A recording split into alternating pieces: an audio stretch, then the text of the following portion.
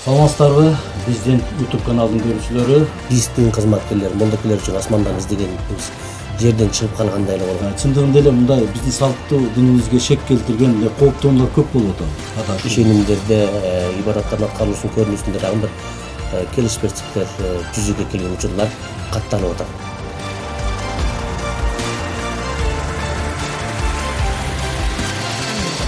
Саламатсыздарбы? Биздин YouTube каналдын көрүүчүлөрү, бизде бүгүн мейманда Азирети Муфтийдан келген алымдар болушат. Тагыраагы бүгүн бизде Абилла Ажы мына 2 күндөн бери Баткен областынын аймагында ушул атайын алымдар тобу келип, ошол Баткен областынын аймагына кыдырып, мына бүгүн 2-күн сиздер менен жолугушуп атабыз. Негизи эле Баткен жергесине кош келипсиздер. Мынчалык жоон топ алымдардын, ажылардын мындай келишинде эмне себеп болду, кандай максаттар менен жүрөсүздөр? Рахмат. Бисмилlah, алхамдулилlah, вассалату вассаламу аля расулилlah. Урматтуу мекендештер, биз атайын Кыргызстан мусулмандык дин башкармалыгынан жоон топ, сетмакчы жоон топ алымдар жамааты Баткен жергесине келип отурабыз. Негизинен бул иш-чарабыздын, сапарыбыздын себепчиси Баткен облустук мусулмандар казыятынын жамааты, ал жамаатты жетектеген Нуриддин Ажы казыкебиздин демилгеси менен, анан Азирети Муфтийнин буйругу менен келип отурабыз. Келгендеги максат ыймандууга жол ачык деген тема менен агартуу кербени деп атадык бул жүрүшүбүздү. Негизинен мында эл менен, дин кызматкерлери менен жолугушуп, анда салттуу исламга басым жасап, салттуу исламдын өзгөчөлүктөрүн, баалуулуктарын жана ошол кылымдар бою ата бабабыз ушуну карманып келгендиктен биз да ошол аруу динди, салттуу исламды алардан кандай кабыл алсак, келечек урпакка ошондой өткөрүп берүү, анын натыйжасында биз түрдүү агымдардан сактанып калуу үчүн элге дагы да бир кеңири түшүндүрмө бериш үчүн. Экинчиден, билесиздер, баарыбызга жалпыбызга маалым, президентибиздин былтыркы жыл башында ысырап коопчулук боюнча чыгарган жарлыгынын негизинде биз да жөн карап турбай дин башкармалык тиешелүү фатваларды, тиешелүү буйруктарды чыгарганбыз.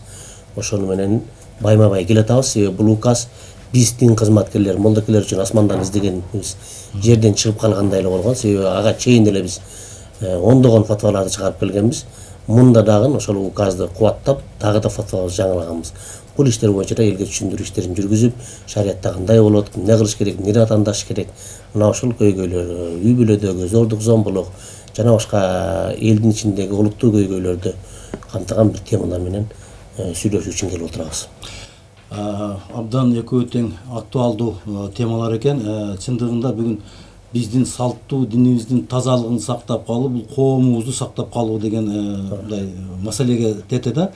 Чындыгында эле мындай биздин салттуу динибизге шек келтирген мындай кооптоолор көп болуп атабы? Эмне үчүн мындай салттуу динди сактоого өзгөчө көңүл бөлүп атасыздар?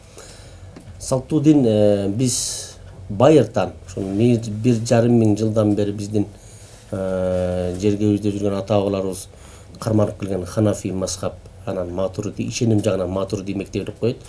Ушул эки багыттын негизинде ибадат өткөрүп, ишенимин бекемдеп келген. Билесиз, 30 жылдын аралыгында биз эгемендикти алгандан кийин демократия деген маселе чыкты, андан кийин дин тутуу эркиндиги деген маселе чыкты, андан кийин четке чыгып диний сабаттуулугун жоюп билим алып келгендер көбөйдү.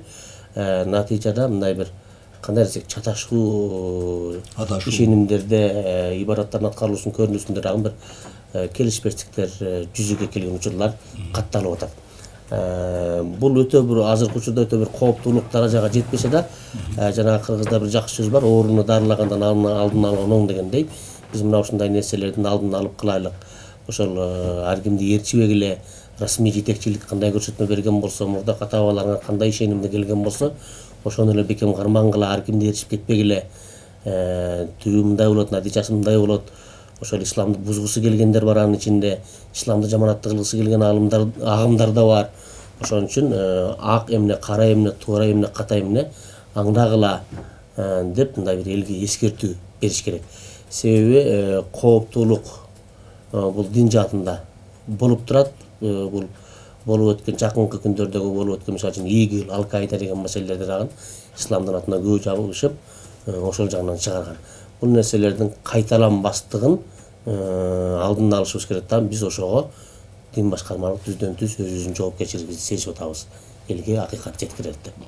Мына салт сана ашча каада салт ашча чыгымдарды жумшаган бизде олуттуу мындай бир маселелер көтөрүлдү. Президент абдан туура айтты. Бүгүн бизди кыргыз элини мындай турмуш жашоо турмушун карап көрсөңүз, ар бир үйдө жок дегенде 2 машинеси бар. Жашоо шарты жакшы, эмгек акыларынын баарысын көбөйттү, пособияларды ал турсун мына мурда көңүл бурулбай келген майып балдарды баккан энелерге дагы акча өзүнчө төлөнүп атат да. Ошол эле учурда президентибиз мына эми жакшы жашагыла, силер баардыгын эле мындай ашча чачып атасыңар, Россиядан таап келген мүлкүңөрдү ушунда бир эсеби менен жашагыла деген ой пикирлерин айтып атат да. Бирок ошого карабастан ушул президенттин айткандарына, ошо биздин өлкө жакшы жашап атат дегенине карабастан сын айткандар көбөйүп атат да. Туура айтсаң пактакөр болуп каласың. Чындыкты айтсаң бүт баардыгы жабылып кетет да. Адамдардын жана сиз айткандай ыймандуулук эмеси бузулуп, мындай бир жагы өтүп кеткендей кээде туюлуп кетет да. Туура айтсаң тууганыңа жакпайсың дегендей да. Муну динде кандай деп түшүнсөң болот? Биз өзүңүз айтып кеткендей кошуна өлкөлөргө салыштырмалуу көп шүгүр кылсак болот. Жашоо деңгээлибиз, элдин экономикалык абалы бир топ болбосо дагы кайсы бир деңгээлде алдыра десек аша чапкандык болбойт. Сиз айткандай ар бир үйдө 2 машине, мына жегенибиз алдыбызда, жебегенибиз артыбызда. Ушуга шүгүр кыла билсек, балким Алла Таала бизге мындан да көбөйтүп берет. Куранда өзү вада берген. Ла ин шакартум ла азиданнакум. Эгер силер мага шүгүр кыла берсеңер, мен дагы да ашырып бере берем деген да. Кудай өзү сактасын, эгер ушунча берип аткан неаматтарын Кудай алам десе, тез эле алып коет. Андыктан мындай нерселерге шүгүр кылышлык үчүн бизге биримдик керек, ынтымак керек. Анан жанагындай бул нерселерге сын тагып аткандыктын кесепети себеби мен демократия деп эле ойлойм. Балким демократиянын пайдасы бардыр, бирок биз байкаган зыян тараптары элдин бардыгы эле жанагындай сынчыл болуп кеттик, элдин бардыгы эле саясатчы болуп кеттик. Анан жанагындай башчыны сыйлоо, жетекчиге баш ийүү деген нерсе болбой калды. Биздин шариятта мисалы үчүн сапарга 2 адам чыкса деле, сөзсүз анын бири жетекчи болуп, экинчиси ага баш ийсин дейт да. Балким биздин биримдигибиз ошол жактадыр. Биримдигибиз ошол башчыларга итаат этип, анан эмне деп коет? Итаат этип, алардын көрсөтмөсү менен мындай бир жашообузду бир нукка салсак, балким Кудай Таала бизге бул неаматын дагы арттырып берер. Себеби эл кандай болсо, Кудай Таала элге ошондой жетекчи берет да. Бузулуу жогортон болсо дейт, аалымдар айтат, оңолуу төмөндөн башталат дейт. Демек биз эл өзүбүз оңолсок, анан биздин жетекчилер оңолот да. Биздин жетекчилер башыбызга келип алып биздин акыбызды жеп атат, коррупция күч алып атат дейбиз, бирок ошол эле учурда биз өзүбүз да бирөөнүн акысын жештен коркпой калдык. Зекет бербейбиз, үшүр бербейбиз, жөн эле жеп алабыз, анан эле мен акымды жеп атат деп ойлойбуз да. Эгер биз ошол бирөөнүн акысын жештен өзүбүз, сиз менен мен баштап тыйыла баштасак, анан Кудай Таала биздин башыбызда жетекчилерди оңдоп коет. Бул хадис бар, коом кандай болсо, Алла Таала ошол коомго жараша жетекчи берет деген. Демек жетекчилер оңолуусун бияктан кыйкыра бербей, биз оңолойлук, анан Алла Таала өз жетекчилерди оңдоп коет. Чоң рахмат, урматтуу биздин көрөрмандар. Бүгүн биздин мейманда Ажы Абылла Ажы болду. Сизге терең ыраазычылык. Балким сиздин жалпы эле ушу Баткен областына жакшы батаңыз, жакшы каалоо тилектериңиз болсо, анда акыркы сөздү сизге берейин. Рахмат. Жакында коогалаң болуп өттү. Бүт кыргызстандыктардын кабыргасын кайыштырып, азыр кыргыз элинин баардыгынын жүрөгү ушу Баткенде турат. Ылайым ошол жаман, жагымсыз коогалаңдар кайталанбасын. Элибиз, жерибиз тынч болсун, чек арабыз бекем болсун, мамлекетибиз бүтүн болсун.